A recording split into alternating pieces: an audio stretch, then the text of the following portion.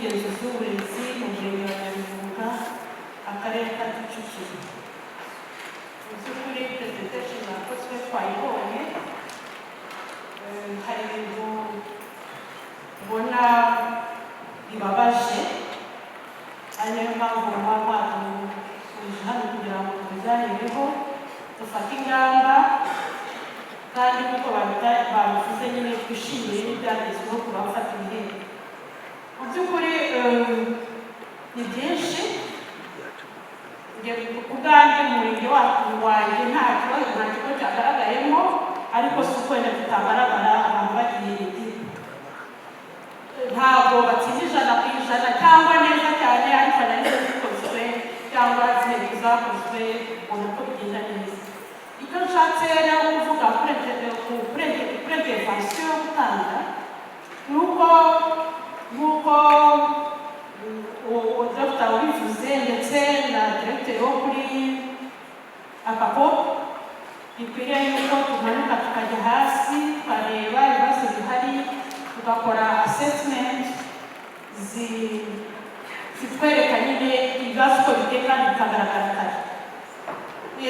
Bivuze kubera ko hari icyo twigeze gukora mu murenge wacu, abayobozi bacu bamwe barabizi cyangwa se mu bigo bimwe byagiye biberamo aho turi hano. Iyo wamaze kubona ikibazo kiri ku ishuri n'ubuyobozi bw'ikigo mugafatikanya, hari ibintu bihinduka. Twigeze dukora umwiherero mu kigo cy'ishuri, ubuyobozi yawuteguye, tuganira n'abana bacu, tujya hasi dusasa inzobe. Ndibuka neza hari habaye inama hito n'ubundi y'uburezi mu mujyi wa Kigali, aho abayobozi bamwe bagiye imbere basabwa nko kubagendera mu ruhame kubera ibibazo gutsinda. No mu murenge wacu hari ikigo, ariko tugenda tubabaza, tubiganiraho, abarimu turabaganiriza, tujya inama ku buryo ubu bose ubona bigenda neza.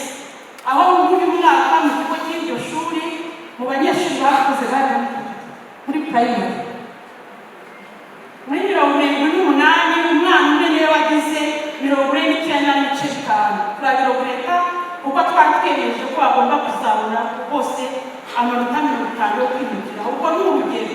No mu bindi bigo wagiye yaba umwe cyangwa se babiri. Dushaka kwivuga ibingibi kugira ngo abantu bineguye bakigaya hari ibintu bageraho.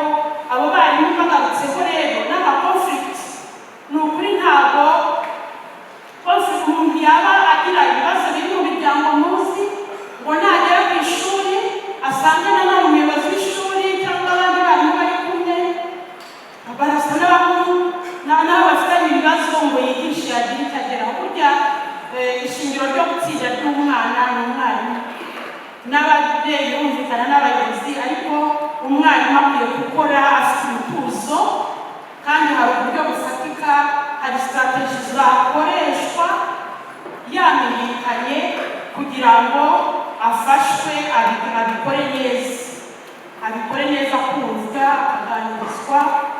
Umuyobozi w'ishuri wakonesha twamubonye kamwe mu cyaba ari ikibazo, icyo gihe nawe ntabwo bagikora cyangwa ngo abandi barimo bakore neza, kuko barimo kuvuga bati uriya turavuga aradutanga, nkaho hari ibibazo mu barimu.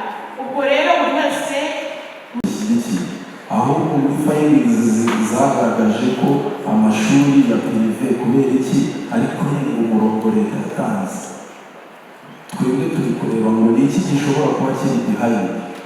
Ni ukuvuga ngo umwana ashobora kuba yiga ku kigo cyitwa A mu wa gatatu akagira amanota 60, akimuka, ageze mu wa kane agira 65, arimutse.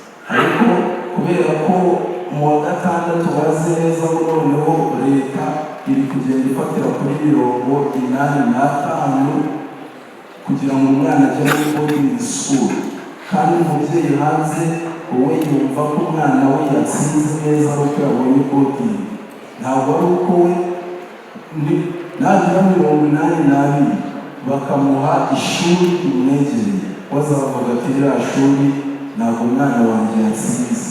Ni ukuvuga rero private ishyiraho measures rimwe na rimwe ikavuga iti biremereye, ikavuga iti reka umwana twimura aba afite 70, nibura nahura n'ikizamini cya NISA gisoza icyiciro azagera ya 85, ugasanga 65 bamwimye ayo mahirwe kandi ari ngombwa ko akwiye kwimuka, kuko urumva mu gihe uko mubitubwira mu gihe ishyize ibigo bya televiziyo bishyizeho muri jazi ngo 70 kandi koko bakamusiriza, ubusire buzazamuka muri statisitike y'igihugu kandi abana bari bafashe benshi. Murakoze.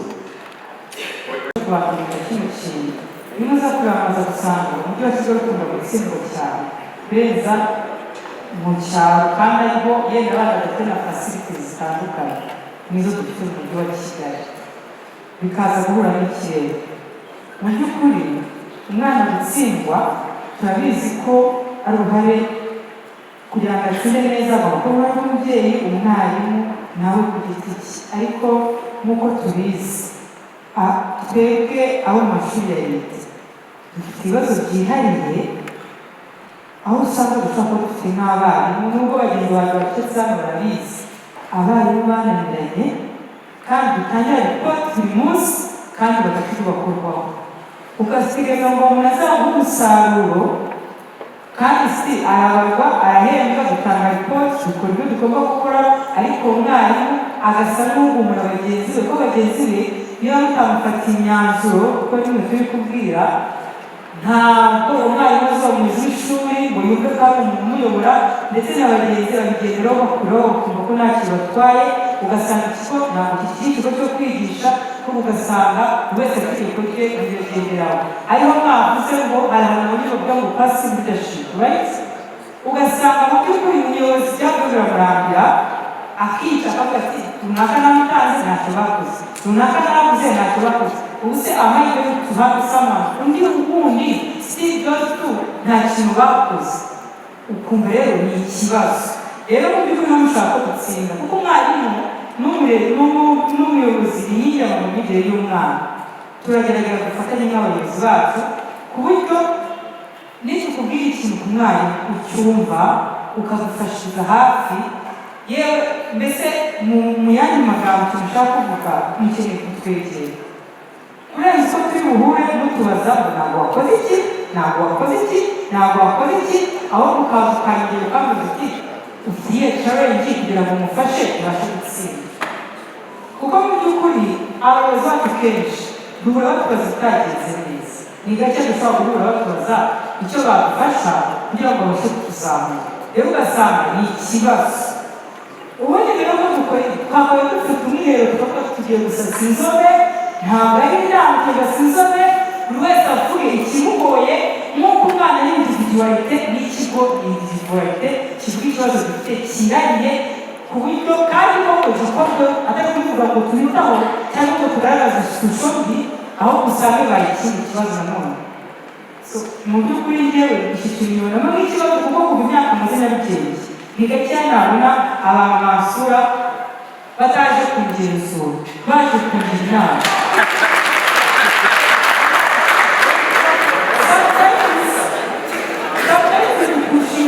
Nagushingira gukora neza, kuko buri muntu wese aha ngaha ndakubwiza ibintu n'ubushobozi bwo gukora, ariko ntabwo ibituri ko tubitanga, ntabwo tubitanga kuko ntabwo bishyigikiye.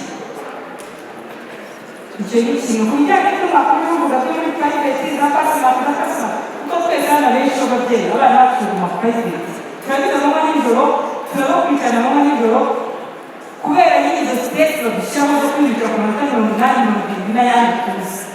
Ariko ibyo ngibyo n'abandi twakabaye tubifiteho kubera ko Minisitiri yatanze umurongo, ifite sisitemu kandi yimura kamisi, nanone twakabaye tuyifataho umwanya, ahubwo twakabaye tuvuga ngo buri kigo cyose gikoresha sisitemu ya kamisi n'itegeko, kuko bizakenewe byose biri, kuko birote niba ari umwana kasima akamenya umunsi birazwi ni amata 50, none se natwe birote ya 50 bazamusiza, ntabwo byakunda.